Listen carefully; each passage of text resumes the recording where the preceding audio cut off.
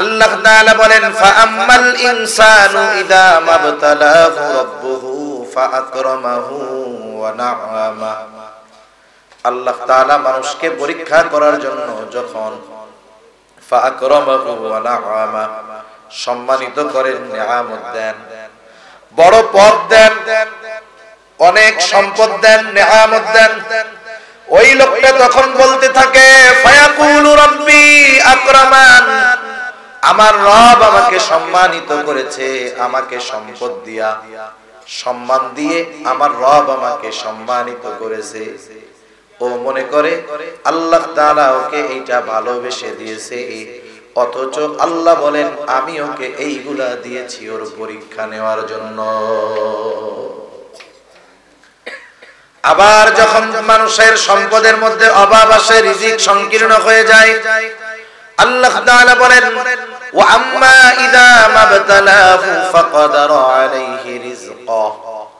আল্লাহ তাআলা যখন মানুষের পরীক্ষা নেওয়ার জন্য রিজিককে সংকীর্ণ করে দেয়, কোটিপতিকে একেবারে পথের ফকির বানায় দেয়, সামর্থ্যবান মানুষটাকে সামর্থ্যহীন করে দেয়, অনেক বড় সম্মানিত ব্যক্তির সম্মান আল্লাহ তাআলা কেড়ে নেয়, তখন ওই মানুষগুলো বলতে থাকে ফায়াকুলু রাব্বি আহানান, আমার রব আমাকে অপমানিত করেছে। মুফাসসিরিনে কেরাম বলেন ওই লোকটা কেমন যেন বলতে চায় আমি সম্মান সম্পদের উপযুক্ত ছিলাম, কিন্তু আল্লাহ তাআলা আমাকে এগুলো দেয় নাই। নাউজুবিল্লাহ বলে সে নিজেকে উপযুক্ত মনে করে, আল্লাহ তাআলার ব্যাপারে অভিযোগ দেয় যে আমি যোগ্য ছিলাম কিন্তু আল্লাহ আমাকে দেয় নাই। এই কথা বলার দ্বারা সে আল্লাহ তাআলার ব্যাপারে ভিত্তিহীন অভিযোগ দায়ের করে।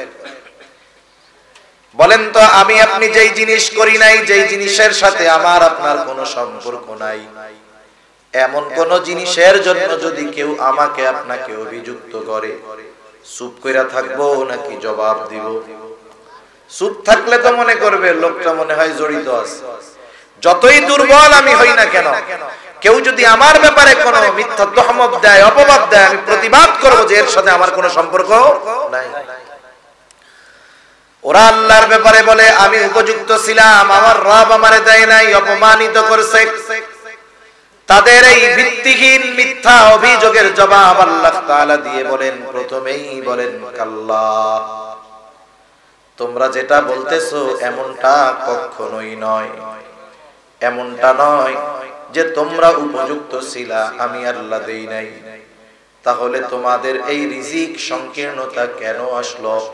আল্লাহ সুবহানাহু ওয়া তাআলা এই কথা বলার পর মানুষের রিজিক সংকীর্ণতার কয়েকটা কারণ উল্লেখ করে। এ দুনিয়াতে আমরা কি কেউ চাই যে আমাদের জীবন উপকরণের মধ্যে সংকীর্ণতা আসুক? কেউ চাই? কেউ চাই না। বরং নবীজি দুআও শিখায়া দিয়েছেন যে আল্লাহ তাআলার কাছে আমরা প্রশস্ত রিজিক চাইবো। আল্লাহুম্মা রযুকনা রিজকান ওয়াসিআ, আল্লাহুম্মা রযুকনা রিজকান হালালান তাইয়্যিবা। এই দোয়াগুলো আমরা আল্লাহর কাছে বলি আল্লাহ আমাদেরকে প্রশস্ত রিজিক দেন, আমাদেরকে উত্তম হালাল রিজিক দেন। আমরা কোন সময় রিজিক সংকীর্ণতা চাই না, কিন্তু এরপরেও মানুষের জীবনে রিজিক সংকীর্ণতা কেন আসে সেই কারণগুলোর মধ্যে কয়েকটা কারণ আল্লাহ তাআলা বর্ণনা করতেছেন। পরিমাণের মধ্যেই যে বরকত, বিষয়টা এমন। আমরা অনেক সময় মনে করি বেশির মধ্যে মনে হয় বরকত, বিষয়টা এমন না। আল্লাহ তাআলা চাইলে অল্পের মধ্যেও বরকত দিতে পারে। হাকিমুল উম্মাত আশরাফ আলী থানভী রাহমাতুল্লাহি আলাইহি বলেন, কোন বস্তুর মধ্যে বরকতটা দুই ভাবে হয়। কয় ভাবে হয়? দুই ভাবে। একটা হলো স্বয়ং ওই বস্তুর মধ্যেই আল্লাহ বরকত দেন, আরেকটা হলো আল্লাহ সুবহানাহু ওয়া তাআলা পারিপার্শ্বিক বিষয়কে সম্পর্কিত রেখে আল্লাহ বরকত দেন। কেমনে বুঝাই জিনিসটা আপনাদের? মনে করেন একজনের মাসিক বেতন হলো 50,000 টাকা, আরেকজনের মাসিক বেতন হলো 15,000 টাকা। দুই ফ্যামিলিতে একই পরিমাণ সদস্য, একই পরিমাণ তাদের খরচ, একজনের বেতন 50 আর একজনের 15। দেখা যায় যার বেতন 50,000 টাকা মাস শেষে খরচ করার পরে তার পকেটে কোনো টাকা থাকে না। দেখা যায় প্রতি মাসে হয়তো সে রোগী, নাইলে তার সন্তান অসুস্থ, নাইলে তার স্ত্রী অসুস্থ। দেখা যায় প্রতি মাসে এই 50,000 টাকার কোনোটাই থাকে না।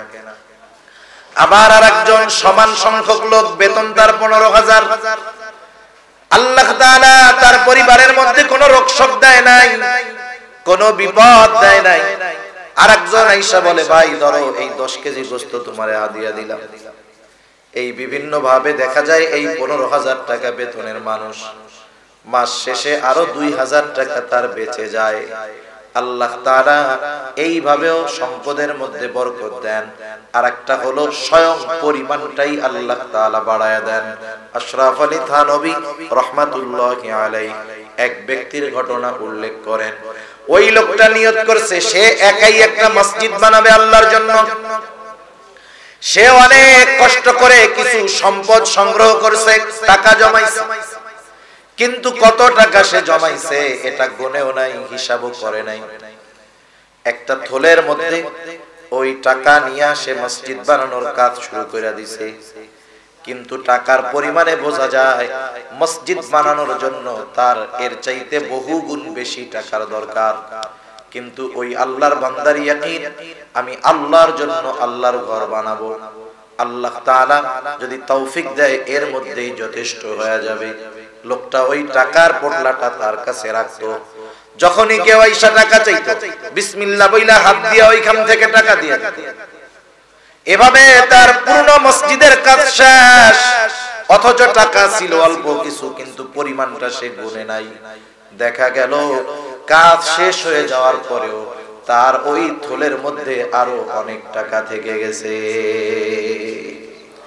সেজন্য আল্লাহ তাআলা বরকত দুই ভাবে দেয়। এর মধ্যে একটা হলো স্বয়ং বস্তুর মধ্যে আল্লাহ বরকত দেয়, নাইলে ওইটার ব্যবহারের ক্ষেত্রে আল্লাহ তাআলা বরকত দেয়। আমরা সবাই আল্লাহ তাআলার কাছে বরকতময় প্রশস্ত রিজিক চাই। কেউ চাই না যে আমাদের রিজিকের সংকীর্ণতা, রিজিকে অভাব আসুক। এজন্য টাকা পয়সা থাকলেই যে আমার সংকীর্ণতা আসবে না, বিষয়টা কিন্তু এমন না। মনে করেন সমাজে অনেক মানুষ আছে না, অনেক টাকা পয়সার মালিক, কিন্তু প্রতিদিন ইচ্ছা করলে এক একটা গরু জবাই দিয়া খাইতে পারে। কিন্তু ওই লোকটাকে আল্লাহ তাআলা এমন অসুস্থ করছে, গরুর গোশত খাওয়া তো দূরের কথা, সে ভাতও ঠিকমতো খাইতে পারবে না। আছে না এরকম? আবার কতজন আছে টাকা পয়সা অনেক নাই, কিন্তু আল্লাহ প্রত্যেকদিন ভালো খাওয়ায়। আপনাদের সিলেট অঞ্চলে আলহামদুলিল্লাহ এখানে এখন উলামায়ে কেরামের তাজিম অন্য জায়গার চাইতে অনেক বেশি। প্রায় মসজিদের মধ্যে এলাকার মানুষ হুজুরকে লজিং রাখতে চায়।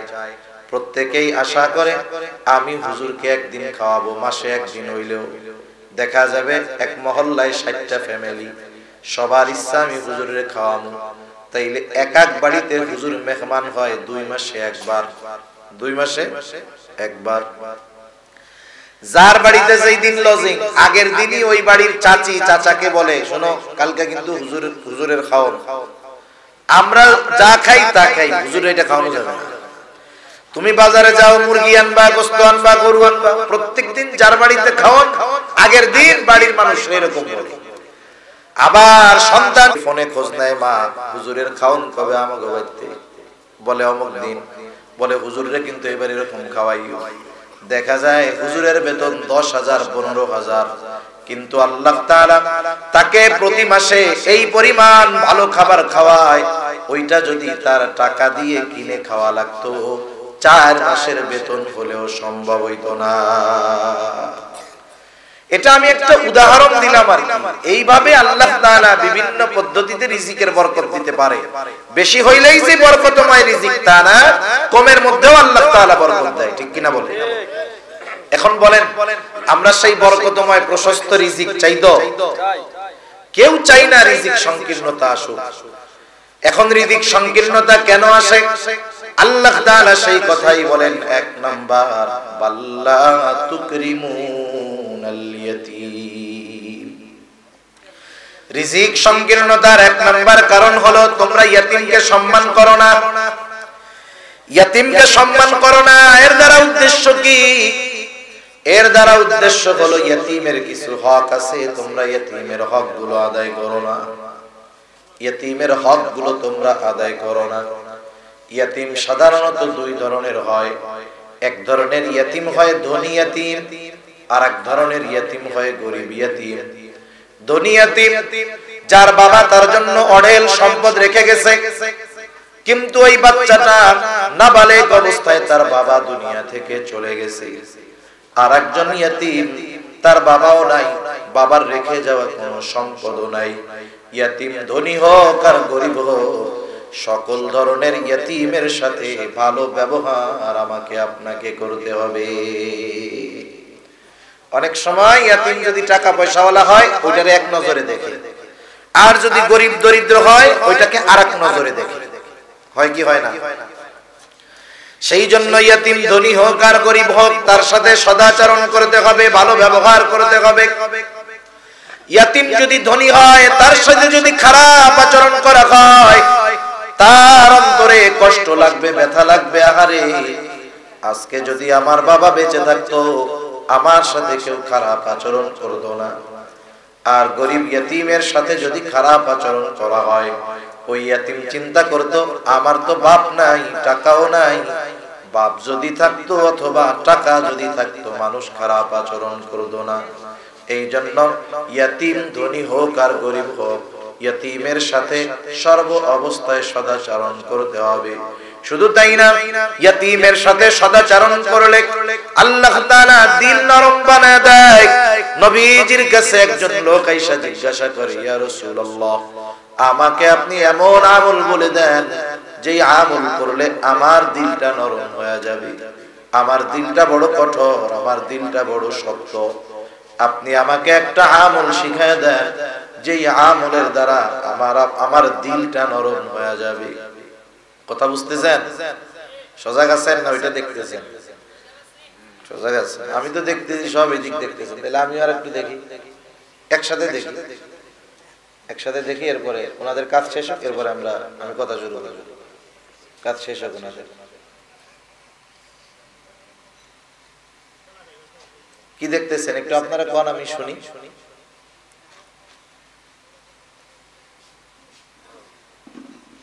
শুনেন, একটা হইলো আর্টিফিশিয়াল, বুঝেন? আর্টিফিশিয়াল বুঝেন, কৃত্রিমতা। আর একটা হলো একেবারে স্বাভাবিক। আর্টিফিশিয়াল জিনিস চোখ বন্ধ করে পাওয়া যায়, আর যখন আর্টিফিশিয়াল না অকৃত্রিম যেটা, এটা নিজের থেকেও আসে না। আমি বলার উদ্দেশ্য নিয়ে শুরু করছি, কিন্তু কি আসবে জবানে এটা আল্লাহ জানে। আর এটা আসে শ্রোতার চাহনি, খেয়াল এর উপরে নির্ভর করে। কিন্তু যখন এটা লাগাইতেছে আমি বুঝতে পারতেছি আপনাদের সাথে আমার মিস কানেকশন হয়ে গেছে, আমার কথা আসতেছে না। কথা বুঝেন নাই? এজন্য যখন কেউ কথা বলে, যেই বলি আশেপাশে যা হয় আপনি কথাগুলো শুনুন, ওইখানে কি আছে এটা তো মাহফিলের শেষেও থাকবে। আমি কি শেষ পর্যন্ত থাকবো? আমি কি শেষ পর্যন্ত কথা বলবো? সেজন্য এই বিষয়গুলো খেয়াল করার দরকার। শয়তান তো চারিদিক দিয়ে ঘুরতেছে, চিন্তা করতেছে কেমনে মনোযোগটা নষ্ট করে দেওয়া যায়। কিছু কথা যদি দিল দিয়া শুনেই বসে, আমল যদি কইরাই বসে, তাইলে হুজুরেরও লাভ হইলো, মাদ্রাসা কর্তৃপক্ষেরও লাভ হইলো, ওরও লাভ হয়ে গেল। সে তো চাইবে যে এরকম উল্টা পাল্টা হোক। এজন্য এদিকে খেয়াল দিয়ে একটু শুনেন, নাকি কষ্ট হইলে আমি শেষ করে দিই।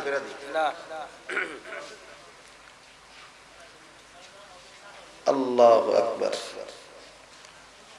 নবীজির কাছে একজন লোক আসছে, এসে বলে, ইয়া রাসূলুল্লাহ, আমার দিলটা বড় কঠিন, দিলটা বড় শক্ত, আপনি আমার একটা আমল শিখায়া দেন। রাসূলুল্লাহ সাল্লাল্লাহু আলাইহি ওয়াসাল্লাম বলেন, আমসাহ রাসাল ইয়াতীম ওয়া আত'ইমিল মিসকিন, তুমি ইয়তীমের মাথায় হাত বুলায় দাও আর মিসকিনকে খানা খাওয়াও, তাহলে আল্লাহ তাআলা তোমার কঠোর হৃদয়টাকে নরম বানায়া দিবে। সুবহানাল্লাহ। একটা মানুষের দিল যদি নরম হয়, একটা মানুষ দেখতে অনেক সুন্দর, অনেক শিক্ষিত, ভালো, কিন্তু তার দিল কঠোর, রুক্ষ স্বভাব, বলেন তো এই মানুষটার দিল কঠোর হওয়ার কারণে, স্বভাব রুক্ষ হওয়ার কারণে মানুষ কি তারে ভালোবাসে? ভালোবাসে। আরেকজন কালা মানুষ, দেখতেও ভালো না, ওইরকম চেহারা ছবিও নাই, সুন্দরও লাগে না, কিন্তু তার দিলটা নরম। বলেন তো মানুষ তাকে মহব্বত করে কি করে না? সেজন্য ইয়তীমের মাথায় হাত বুলাইলে আল্লাহ দিল নরম বানায় দেয়, কোমল হৃদয়ের অধিকারী বানায় দেয়। এই জন্য ইয়তীমের প্রথম হক হলো ইয়তীমের সাথে সদাচরণ করা, ভালো ব্যবহার করা। ইয়তীম ধনী হোক আর গরিব হোক, সাথে সাথে কেউ যদি ইয়তীমের অভিভাবক হতে পারে, ইয়তীম যদি অসহায় দরিদ্র হয়, তার অভিভাবকত্বের দায়িত্ব যদি কেউ গ্রহণ করতে পারে, লাভ আরো বেশি। ইয়তীমের অভিভাবক কারো যদি অ্যাবিলিটি থাকে হবেন। অনেক সময় মাদ্রাসায় ইয়তীম থাকে, অনেক জায়গায় ইয়তীমখানা আছে। আপনার এলাকার আশেপাশে হয়তো আপনার প্রতিবেশী এমন আছে গরিব অসহায়, বাবা মারা গেছে, ইয়তীম, মাদ্রাসাটায় ভর্তি করে দেন, ওর খরচটা আপনি চালায়া দেন। পুরাপুরি একজনের খরচ চালাইতে পারেন না, অর্ধেক চালান। অর্ধেক পারবেন না, অ্যাবিলিটি নাই, একটা অংশের দায়িত্ব নেন। আপনি গিয়া ওস্তাদরে বলেন, হুজুর এই ইয়তীম ছাত্রটা যদি লেখাপড়া না করে খারাপ হয়ে যাবে, আপনার মাদ্রাসায় ভর্তি করেন, এর খাবারের খরচটা আমি দিয়ে দিব, অথবা প্রতি বছর যেই পোশাক লাগে সেটা আমি দিয়ে দিব, অথবা তার জুতা স্যান্ডেল তেল পানি যা লাগে আমি দিয়ে দিব। আপনি আমি যদি চেষ্টা করি ইয়তীমের যে কোনো একটা বিষয়ের অভিভাবকত্ব যদি গ্রহণ করতে পারি, আশা করা যায় কিয়ামতের দিন ইয়তীমের অভিভাবক হওয়ার কারণে নবীর সাথে জান্নাতে পাশাপাশি থাকতে পারবো। রাসূলুল্লাহ সাল্লাল্লাহু আলাইহি ওয়াসাল্লাম বলেন, আনা ওয়া কাফিলুল ইয়তীম কাহাদাইনি ফিল জান্নাহ, আমি আর ইয়তীমের অভিভাবক জান্নাতের মধ্যে পাশাপাশি অবস্থান করব। এই বলে নবী দুইটা আঙ্গুল ইশারা দিয়া দেখায় দেন, এই দুইটা আঙ্গুল যেমন পাশাপাশি অবস্থানরত, ইয়তীমের অভিভাবক আর নবীজিও তেমন পাশাপাশি অবস্থান করবে। সুবহানাল্লাহ বলেন। আরে নবীর সাথে থাকতে পারা কত সৌভাগ্যের ব্যাপার। হযরত আনাস রাদিয়াল্লাহু তাআলা আনহু থেকে বর্ণিত, তিনি বলেন, একদিন এক বেদুইন সাহাবী নবীজিকে আইসা প্রশ্ন করেছে, ইয়া রাসূলুল্লাহ মাতাস সাআহ, হে আল্লাহর রাসূল কিয়ামত কখন হবে? এই ব্যক্তির প্রশ্নের জবাবে নবীজিও তাকে পাল্টা প্রশ্ন করেছে, মা আদাত্তালাহা, তুমি জিজ্ঞাসা করেছো কিয়ামত কখন হবে, কিয়ামতের জন্য তুমি কি প্রস্তুতি নিয়েছো? ওই লোকটা সহজে জবাব দিয়ে বলে, ইয়া রাসূলুল্লাহ, আমি আল্লাহ এবং তার রাসূলকে ভালোবাসি। নবীজি তার এই কথার জবাবে বললেন, আল মারউ মাআ মান আহাব্বা, যে যাকে মহব্বত করে তার সাথেই থাকবে। এই লোকটা বাড়ির পথে হাঁটা দিয়া দিল। হযরত আনাস রাদিয়াল্লাহু তাআলা আনহু বলেন, ইসলাম গ্রহণের পরে আমরা এতটা খুশি হই নাই যতটা খুশি নবীর সাথে থাকতে পারবো এই সংবাদ পেয়ে আমরা হয়েছি।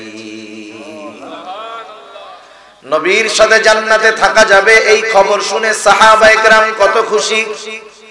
নবীর সাথে জান্নাতে থাকার সুযোগ আমাদেরও আছে। যেই কাজগুলো করলে নবীর সাথে থাকা যাবে, এই কাজগুলোর মধ্যে অন্যতম একটা কাজ, অন্যতম একটা আমল হলো ইয়তীমের অভিভাবক হয়ে যাওয়া।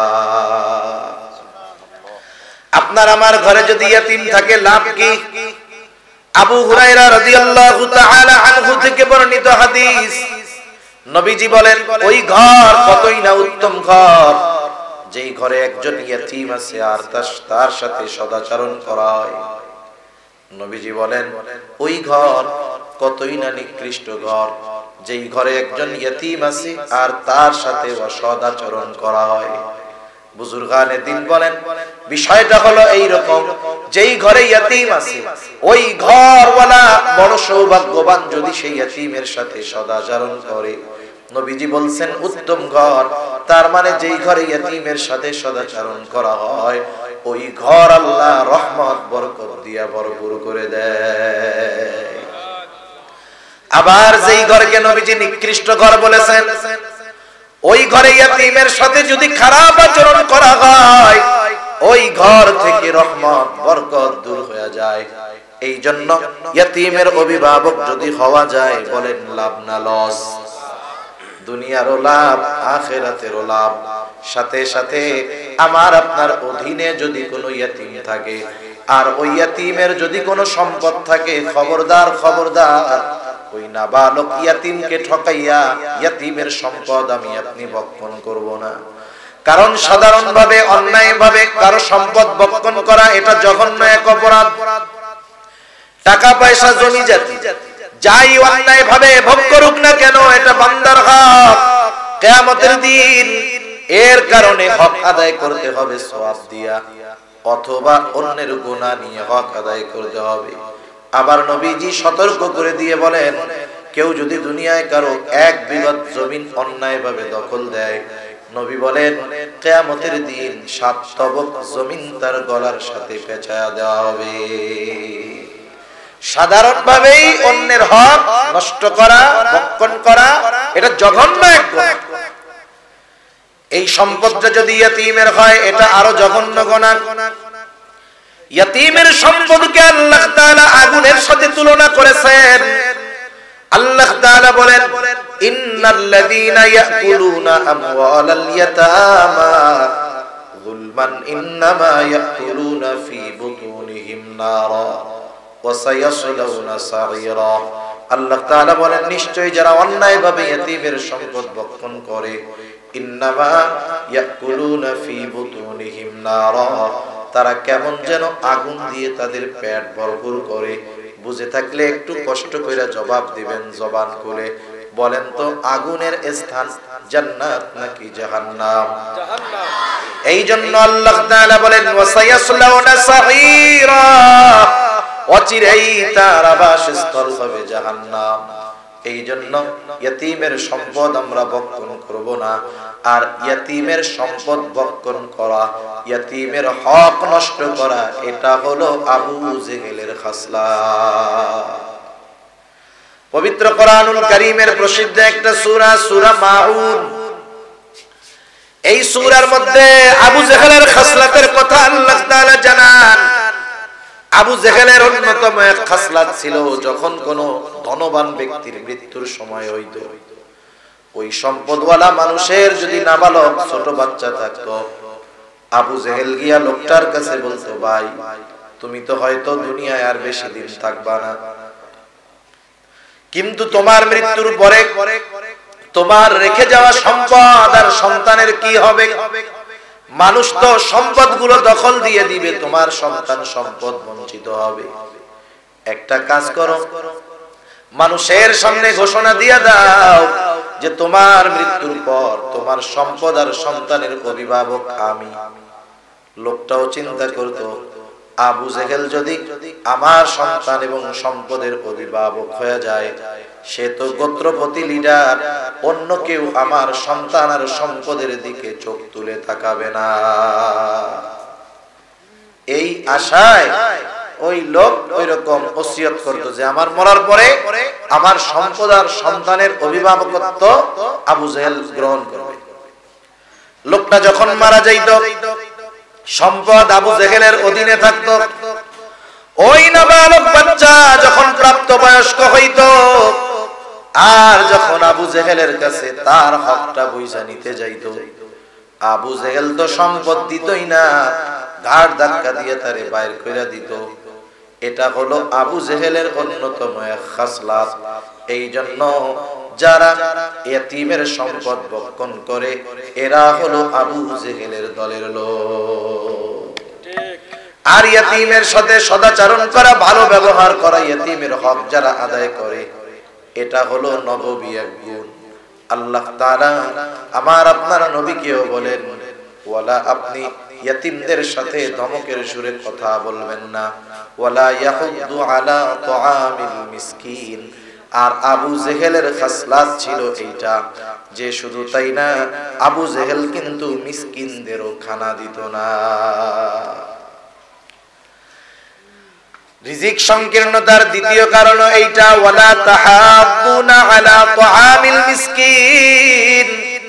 আর আবু জেহেলের ব্যাপারে আল্লাহ তাআলা বলেন, ওয়ালা ইয়াহুদ্দু আলা তাআমিল মিসকিন। আবু জেহেল মিসকিনদের খানা প্রদানে নিরুৎসাহিত করে। এখানে দ্বিতীয় বিষয়টা উল্লেখ করা হয়েছে। দ্বিতীয় বিষয় উল্লেখ করার দ্বারা প্রথম বিষয়টা এর মধ্যে অন্তর্ভুক্ত হয়ে যায়। যেমন মোট কথা হইল বিষয়টা এইরকম যে ওরা নিজেরাও মিসকিনদের খাবার দেয় না, অপরকেও খাবার দিতে উৎসাহ দেয় না। এখন বলেন, যে নিজে ইয়াতিম মিসকিন খাওয়ায় সে আরেকজনকেই না বলবে যে আপনিও খাওয়ার ফজিলত আছে, যে খাওয়ায় না সে তো বলবে না। সুতরাং যারা ইয়াতিমদের খানা প্রদানে, মিসকিনদের খানা প্রদানে নিরুৎসাহিত করে, ওই যে প্রথম বিষয়টা, তারা নিজেরাও খাওয়ায় না, এজন্যই অপরকে নিরুৎসাহিত করে। আল্লাহ তাআলা রিজিক সংকীর্ণতার দ্বিতীয় কারণ বলেন, ওয়ালা তাহাব্বুনা আলা তাআমিল মিসকিন।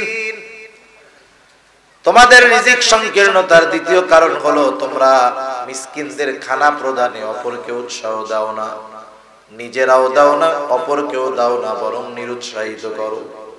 অথচ খানা খাওয়ানো সাধারণভাবে ফজিলতের কাজ। রাসূলুল্লাহ সাল্লাল্লাহু আলাইহি ওয়াসাল্লামের কাছে এক লোক আসছে, এসে জিজ্ঞাসা করে, আইয়ুল ইসলামি খায়র, ইসলামের মধ্যে সর্বোত্তম আমল কোনটা? নবীজি ছিলেন উম্মতের রূহানি ডাক্তার। একই প্রশ্নের জবাব ব্যক্তি ভেদে নবীজি উত্তর ভিন্ন রকম দিতেন। প্রশ্ন এক, কিন্তু ব্যক্তির অবস্থা ভিন্ন। নবীজি ব্যক্তির অবস্থার আলোকে জবাব দিতেন। এই লোকের এই প্রশ্নের জবাবে নবীজি বলতেছেন, তুতঈমুত তাআম ওয়া তাকরাউস সালাম আলা মান আরাফতা ওয়া মান লাম তারিফ। তুমি মানুষকে খানা খাওয়াও আর পরিচিত অপরিচিত সবাইকে বেশি বেশি সালাম দাও। এক নম্বরে নবীজি বলছেন মানুষকে খানা খাওয়াও। নবীজি কোন স্তর বিন্যাস করেন নাই যে গরিবরে খাওয়াও, অসহায়কে খাওয়াও, মিসকিনকে খাওয়াও, নবী এমন বলেন নাই। এর মানে বোঝা গেল একজন গরিবও যদি আল্লাহর সন্তুষ্টির জন্য ধনীকে খাওয়ায়, বলেন তো ফজিলত আছে না নাই? কিন্তু দাওয়াত দিয়ে খানা খাওয়াইতে হবে, ঠিক, বিনিময়ের আশা করা যাবে না। আমাদের দেশে তো এরকম বিবাহ শাদীর দাওয়াত দিয়ে চিন্তা করে দাওয়াত দিলে তো গিফট পাওয়া যাবে, টাকা পাওয়া যাবে। এই খানা খাওয়াইয়া বিনিময় গ্রহণ করা এটা বড় খারাপ কাজ। বরং আমি আপনি যদি কোনো মিসকিন অসহায়কেও খাওয়াই, এ আশা করব না যে ভবিষ্যতে খানা তো খাওয়াইছি, ভবিষ্যতে ও ডাক দিলে, আমি ডাক দিলে আসবে, আমার উপকারে আসবে, এই চিন্তাটাও কখনো করব না। আমি যদি কারো কোনো উপকার করি, কারো কল্যাণ করি, কাউকে খানা খাওয়াই, অসহায় মানুষ, কখনো আমি তাকে এই খানা খাওয়াইছি এই জন্য কখনো খোটাও দিব না। কারণ আমি যাকে খাওয়াবো এটা কার জন্য খাওয়াবো? এটা ধনীদের খাওয়াই আর মিসকিন অসহায়দেরকে খাওয়াই। সাহাবায়ে কেরামের আদত ছিল এইটা, অভ্যাস ছিল এইটা।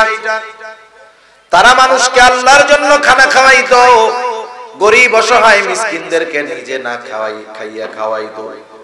আল্লাহ তাআলা তাদের এই অভ্যাসের কথা বলেন। তারা খানা খাওয়ায় কি বলে? বলে ইন্নামা নুতঈমুকুম লিওয়াজহিল্লাহ লা নুরিদু মিনকুম জাযাআন ওয়ালা শুকুরা। তারা বলে ইন্নামা নুতঈমুকুম লিওয়াজহিল্লাহ, আমরা তোমাদেরকে শুধুমাত্র কেবলমাত্র একমাত্র আল্লাহর জন্য খানা খাওয়াইছি। লা নুরিদু মিনকুম জাযাআ, যেহেতু আল্লাহর জন্য খাওয়াইলাম আমরা কোনো বিনিময় চাই না। ওয়ালা শুকুরা, এই খানা খেয়ে আমাদের কৃতজ্ঞতা প্রকাশ করো, ধন্যবাদ দাও, থ্যাংক ইউ দাও, এটাও চাই না। কারণ খানা খাওয়াইছি আল্লাহর জন্য, এই খানা খাওয়ানোর প্রতিদান যিনি দিবেন তিনি কে? সেজন্য এক নাম্বার, সাধারণভাবে আল্লাহর জন্য যারাই খাওয়াই ফজিলত আছে না নাই? দোকানে গেছেন, চার দোকানে বসছেন, একজন লোক আসছে, কোন স্বার্থবিহীন আল্লাহর জন্য তাকে আপনি একটা চা খাওয়াইলেন, বিস্কিট খাওয়াইলেন, বলেন ফজিলত আছে না নাই? বিড়ি খাওয়াইলে ফজিলত আছে না নাই? এটা তো খাওয়ানো যাবে না, কিন্তু খাওয়াইতে হবে হালালটা। তবে কার জন্য? আল্লাহর জন্য। 2 নাম্বার, ইয়াতিম মিসকিন অসহায় যদি হয় তাকে খাওয়ানো আরো বেশি ফজিলত। কারণ কোন মুমিন মিসকিন যে ক্ষুধার্ত যে, তাকে যদি খানা খাওয়ানো হয় 2 ধরনের ফজিলত পাওয়া যায়। একটা হলো সাধারণভাবে খানা খাওয়ানোর ফজিলত, আর একজন হলো আরেক মুমিনের প্রয়োজন পূরণ করার ফজিলত। ক্ষুধার সময় তার খাবার প্রয়োজন, আপনি আমি যদি খানা খাওয়াইয়া তার এই প্রয়োজনটা মিটায় দেই, তাহলে আমার আপনার বিপদের সময় প্রয়োজন যিনি মিটায়া দিবেন তিনি কে? আবার দেখেন, খানা খাওয়ানো কিছু কিছু সময় ঈমান সম্পৃক্ত বিষয়। আমার আপনার প্রতিবেশী যদি অভাবী, দরিদ্র, ক্ষুধার্ত হয়, রাসূলুল্লাহ সাল্লাল্লাহু আলাইহি ওয়াসাল্লাম বলেন, লাইসাল মুমিন আল্লাযী ইয়াশবাউ, ওই ব্যক্তি মুমিন নয় যে পেট ভরে খায় আর তার প্রতিবেশী অভুক্ত থাকে। নবীজি বলেন এই ব্যক্তি মুমিন নয়। এই জন্য আমার আপনার প্রতিবেশী যদি অভাবী থাকে, দরিদ্র থাকে, গরিব থাকে, তাদের ব্যাপারে খোঁজ খবর রাখবো কি রাখবো না? রাখবো তো ইনশাআল্লাহ।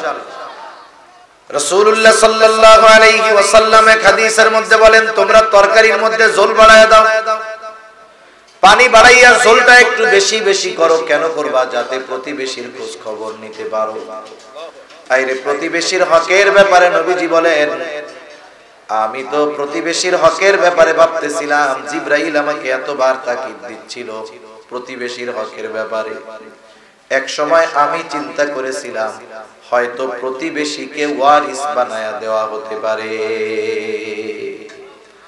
এই প্রতিবেশীর সাথে আমরা ভালো আচরণের সাথে সাথে ক্ষুধার্ত গরিব যে, তার খেয়াল রাখি। এই যে রজব মাস শুরু হয়ে গেছে, রজব মাস শুরু হইলে একটা দোয়া বেশি বেশি করতে হয়, আল্লাহুম্মা বারিক লানা ফি রজব ওয়া শাবান ওয়া বাল্লিগনা রমাদান। আল্লাহ আপনি আমাদেরকে রজব শাবানের বরকত দান করেন, রমজান পর্যন্ত আমাদের পৌঁছায়া দেন। রমজানের সময় তো মোটামুটি আমরা বুঝি যত খাওয়া যায় হিসাব নাই, অপচয় করলে তো হিসাব দিতেই হবে।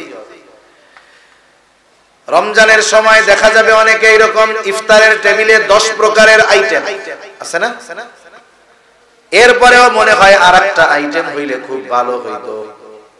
অনেকে হয়তো 10 প্রকারের আইটেম সামনে আছে, এরপরেও মনে হয় আরেকটা আইটেম হইলে ভালো হতো।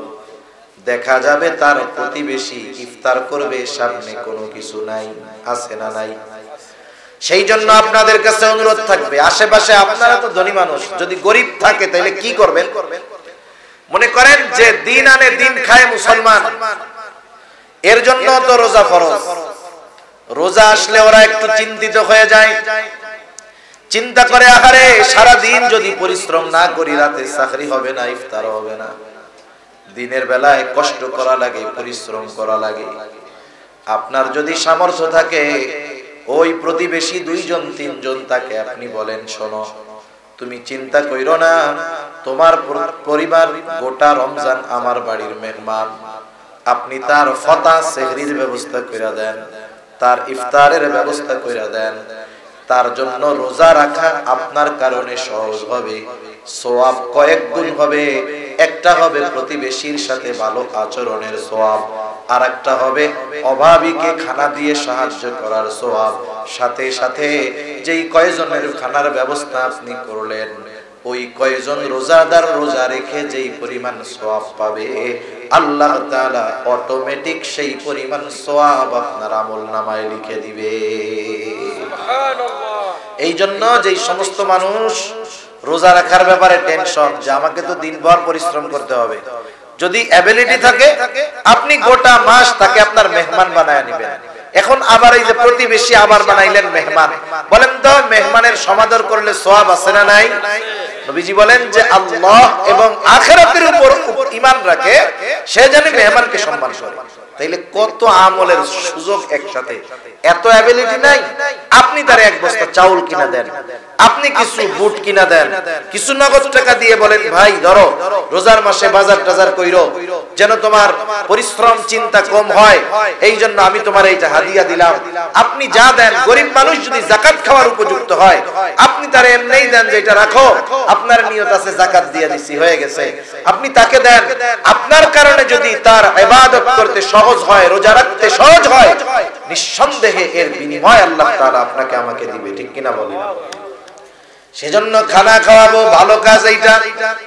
খানা খাওয়াইলে রিজিক আল্লাহ প্রশস্ত করে। 3 নাম্বার আল্লাহ তাআলা বলেন ওয়ালা তাহাদুনা আলা তুআমিল মিসকিন ওয়া তাকুলুনা তুআফা আকলাল্লাম্মা।